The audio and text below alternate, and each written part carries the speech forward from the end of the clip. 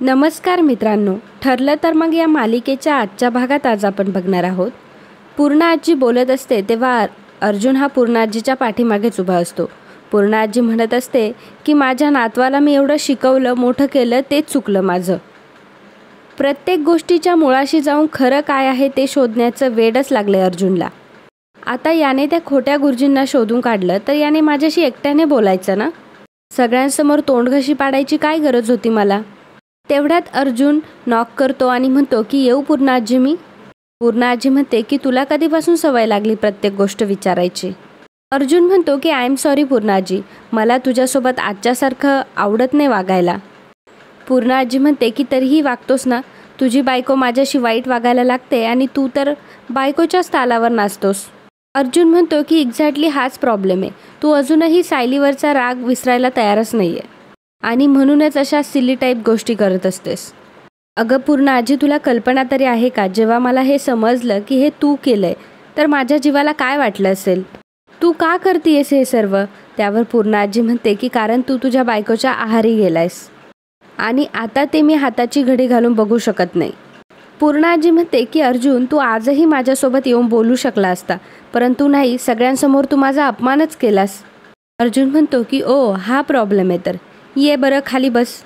अर्जुन पूर्णा आजीला खाली बसवतो आणि म्हणतो की गुरुजी आणि NTPचा जो टॉपिक आहे तो सगळ्यांसमोर बोलूनच संपणार होता आणि मी त्या फेक गुरुजींना घरी घेऊन येतोय हे सायलीला माहीतसुद्धा नव्हतं. तू तिच्यावरच का चिडतेस नेहमी. मला माहिती आहे मी तिला अचानक लग्न करून घेऊन आलो तर तू चिडली आहेस माझ्यावर. आता तू रोज तिला बघतेस ना, ती किती सिंपल आहे, काळजी घेते सर्वांची. या सगळ्या गोष्टी तू सोड ना आणि आता तरी तुझा राग सोड. सायली रोज प्रयत्न करत असते की तू तिला एक्सेप्ट करावंस, पण मग तू तिला एक तरी चान्स दे. कधीतरी एक चान्स तिला दे, म्हणजे तुलाही कळेल का ती किती सिंपल आणि चांगली मुलगी आहे. पूर्णा आजी म्हणते की वा रे वा, मला वाटलं होतं की तू माझी समजूत काढायला आलायस, पण इथं तर तिच्याच नावाचा जप चाललाय तुझा. ती सोडून तुला कोणीही दिसत नाही, अगदी मी सुद्धा नाही. अर्जुन म्हणतो की असं नाही आहे पूर्णा आजी, माझ्यासाठी तू नेहमी इम्पॉर्टंट होती आणि कायम राहणार आहेस, पण मम्माचं आणि सायलीचं जसं रिलेशन आहे तसंच तुझं आणि सायलीचं व्हावं अशीच इच्छा आहे माझी. पूर्णा आजी म्हणते की हे कधीच खरं होणार नाही अर्जुन, असं स्वप्नसुद्धा बघू नकोस. त्या मुलीशी मरेपर्यंत मी कुठलंही नातं जोडणार नाही. हा, तुझ्या मते तिच्यामध्ये 100 गुण असतील, परंतु तिने माझ्या तन्वीची जागा घेतली आहे. त्यामुळे रविराजसुद्धा घरी यायचे बंद झाले आणि तिचा हा दोष मी नजरेआड करू शकत नाही. अर्जुन पूर्णा आजीला म्हणतो की मला तुझी सगळी उत्तरं माहीत होती, तरीही मी तुझ्यासोबत बोलायला आलो, कारण मला माझी आधीची पूर्णा आजी हवी होती. जी पूर्णा आजी जी माझ्यावर अनकंडिशनल प्रेम करायची, ती पूर्णा आजी जिला माझा राग आला जी हक्काने माझ्या पाठीवर गुद्दा मारायची, ती पूर्णा आजी जी माझ्यासमोर लहान मुलापेक्षाही जास्त हट्ट करायची. खरं तर मला माझी ती पूर्णा आजी हवी होती, बट आय एम शुअर माझी पूर्णा आजी मला लवकरच मिळेल, मी वाट बघेल, बाय. एवढं बोलून अर्जुन तिथून निघून जातो. पूर्णा आजी तिच्या डोळ्यातलं पाणी पुसते, परंतु ॲटिट्यूड काही सोडत नाही. तर इकडे साक्षी प्रियाला म्हणत असते की हा चैतन्य तर प्रामाणिकपणाचा पुतळा आहे, त्याला काय गरज आहे हे सर्व अर्जुनला जाऊन सांगायची. काय म्हणे तर मी त्याच्याशी खोटं नाही बोलू शकत, इडियट. टोमे आहे नुसता. याने जर अर्जुनला सगळं सांगितलं ना तर माझी मेहनत फुकट जाईल सगळी. प्रिया म्हणते की मला तर असं वाटतं की आपल्या नशिबातच काहीतरी झोले. इथे हा चैतन्य असा आणि तिकडे तो अर्जुन तसा. त्या अर्जुनला कसला एवढा माज आहे काय माहीत, साधं एक नीट वाक्यसुद्धा बोलत नाही माझ्याशी. नुसता माझा अपमान कसा करता येईल ना एवढंच बघत असतो. यार, त्याला जाळ्यात कसं ओढू ना हेच कळत नाही. माझा एकसुद्धा प्लॅन वर्क होत नाही आहे. साक्षी म्हणते की आणि त्याचा वीक पॉईंट म्हणून मी चैतन्याला टार्गेट करत होते तर तेही नीट होत नाही आहे. प्रिया म्हणते की मला तर सगळीकडून कोंडीत अडकल्यासारखं वाटतंय. साक्षी म्हणते की काहीही झालं तरी आपल्याला आपले प्रयत्न थांबवता येणार नाही. उद्या अर्जुनच्या मागावरच राहा. चैतन्याला कसं हँडल करायचं ते मी बघते, पण आपल्या हाताला लागलेला हा हुकुमी इक्का आहे, याला मी असंच जाऊ देणार नाही आहे. तर इकडे सायली अर्जुनला म्हणत असते की सर काय झाले आणि तुमचा चेहरा असा का झालाय. आपण त्या गुरुजींना परत घेऊन आलो म्हणून पूर्णा आजी चिडल्यात का, सांगा ना सर. अर्जुन म्हणतो की मिस सायली रिलॅक्स, तो गुरुजी एक गुरुजी नसून ॲक्टर आहे. ही गोष्ट मी पूर्णा आजीला एकट्यात न सांगता सर्वांसमोर सांगितली म्हणून पूर्णा आजी चिडली आहे. सायली म्हणते की मग बरोबरच आहे ना त्यांचं सर, तुम्ही माफी मागितली का त्यांची, काय म्हणाल्या त्या, सांगा ना मला. अर्जुन म्हणतो की मिसेस सायली तुम्ही यात पडू नका, माझ्या आजीला कसं हँडल करायचं ते मी बघतोय. सायली गप्प बसून घेते. अर्जुन नंतर म्हणतो की मिसेस सायली, तुम्ही एक काम करा, तुम्ही यात पडाच. माझ्या आजीला मनवण्यासाठी मला तुमची गरज लागेल. सायली म्हणते की आजीचा रुसवा काढण्यासाठी मी वाटेल ते करू शकते. अर्जुन म्हणतो की आज संध्याकाळी तिच्या आवडीचं जेवण बनवा. सगळं तिच्या आवडीचं म्हणजे तर सायली सांगायला लागते ताकातली भेंडी, अळूवडी, चिंचवळ्याची आमटी आणि या दिवसात त्यांच्या आवडीचा आमरससुद्धा होऊ शकेल. अर्जुन म्हणतो की पूर्णा आजीच्या फेवरेट डिशेस माझ्यापेक्षा जास्त तुम्हाला माहिती आहे. That's great. तर सायली म्हणते की घरामध्ये तर सगळं आहे, अळूची पानं आहेत, बाकी सगळं आहे, फक्त भेंडी आणावी लागेल. बाजारात जाऊन भेंडी घेऊन येते आणि लागते तयारीला, असं म्हणून सायली आतमध्ये निघून जाते. तर इकडे नागराज म्हणत असतो की कसली चर्चा चालली आहे साक्षी म्हणते की चर्चा तर होणारच ना, आपले हात दगडाखाली अडकलेत आणि जर वेळच्या वेळी ते सोडवले नाही ना तर बोटं सोडा आपला जीवसुद्धा जाईल. अण्णांचा कॉल आला होता, भयंकर चिडले होते ते म्हणत होते की नागराज फक्त पोपटपंचीच करतो. प्रतापचं काम त्याने अजूनही केलेलं नाही आहे. हे बघ, अण्णांचे पेशन्स आता संपत आले. ते म्हणाले की सगळं आपल्या मनासारखं नाही झालं ते लवकरात लवकर प्रियाला एक्सपोज करतील. प्रिया म्हणते की एक मिनिट, माझा काय संबंध यात आणि मला का ओढताय तुम्ही, तर उलट तुमचं कामच करते ना. प्रिया उठते आणि म्हणते की ए साक्षी, तुम्ही फक्त माझं सगळ्यांना सांगूनच बघा. दुसऱ्या दिवशी कोर्टात जाऊन सांगेल की विलासचा खून तू केलायस. साक्षी म्हणते की धमकी देतेस मला. प्रिया म्हणते की धमकी कशाला देऊ, केलासच तू. मग त्या दोघींची बाचाबाची सुरू होते. नागराज त्यांची भांडणं सोडवतो आणि म्हणतो की झाली का तुमची सुरुवात, झाली का तुमचं मांजरीसारखं पिस्करायला सुरुवात. तुमची भांडणं सोडवत बसतो म्हणूनच माझा वेळ जातो आणि कामं होत नाही माझी. पण आता माझं काम होईल. ह्या प्रताप सुभेदारला आता मी चांगलाच गाठतो. साधा भोळा आहे बिचारा, त्याला घोळात घ्यायला मला 2 मिनटंसुद्धा लागणार नाही. आज किंवा उद्याच हे काम करून टाकतो. तर इकडे सायली कल्पनाला म्हणते की आई अहो, मी तुम्हाला सांगायला येत होते, मला बाजारात जायचं आहे, काही भाज्या आणायच्यात. कल्पना म्हणते की अगं कशाला, घरामध्ये खूप भाज्या आहेत. सायली म्हणते पण मला हव्यात त्या नाही आहे ना, आज रात्रीच्या स्वयंपाकाचा बेत जरा खास असणार आहे. कल्पना म्हणते की आज काय आहे.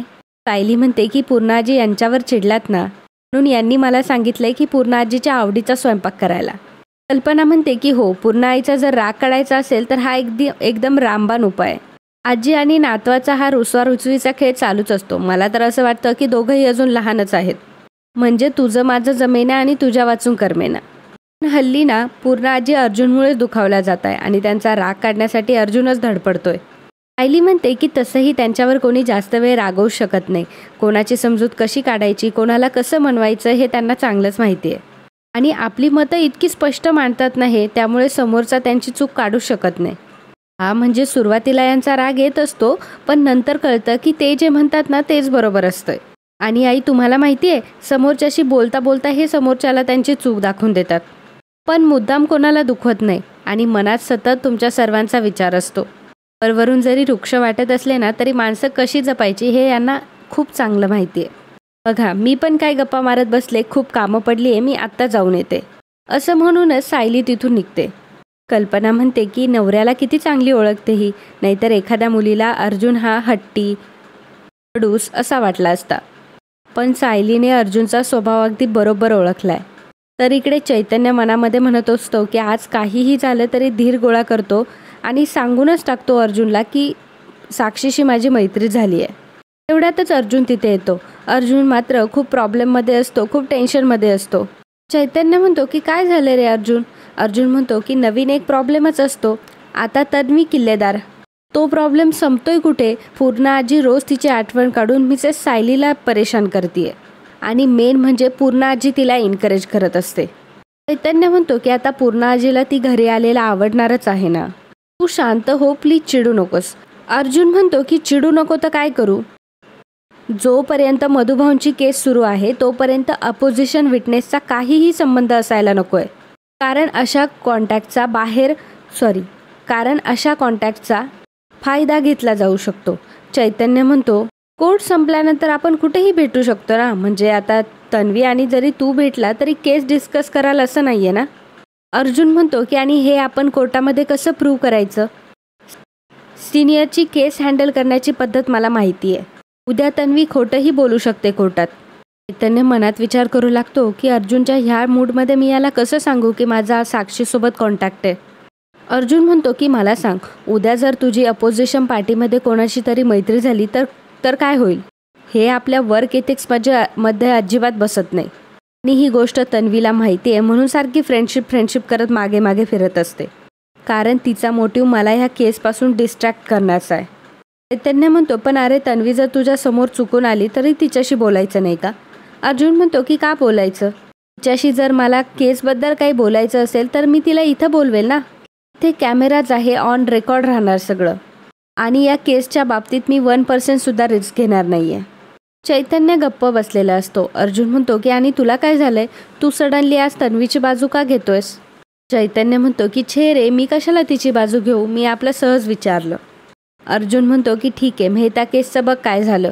चैतन्य मनात विचार करू लागतो, अर्जुन जे बोलतोय ते टेक्निकली बरोबरच आहे.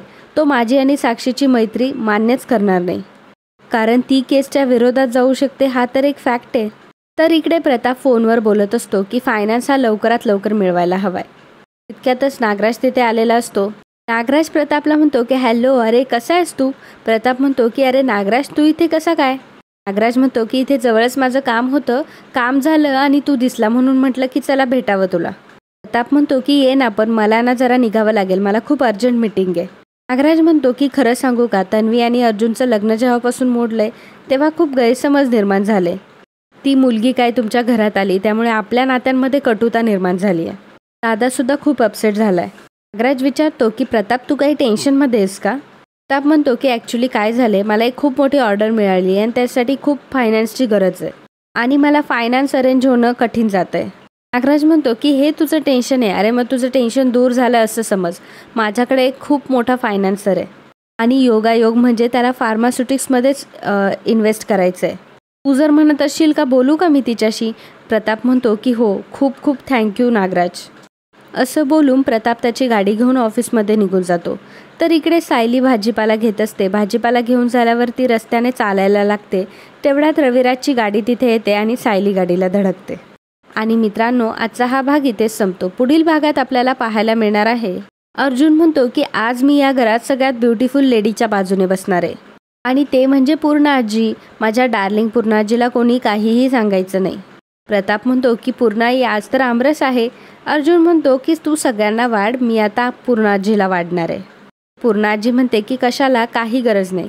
तर मित्रांनो, असेच ठरलं तर मग या मालिकेचे अपकमिंग एपिसोड बघण्यासाठी आत्ताच आपल्या चॅनलला सबस्क्राईब करा. आणि आजचा हा व्हिडिओ तुम्हाला आवडला असेल तर व्हिडिओला लाईक आणि कमेंट करायला अजिबात विसरू नका. धन्यवाद.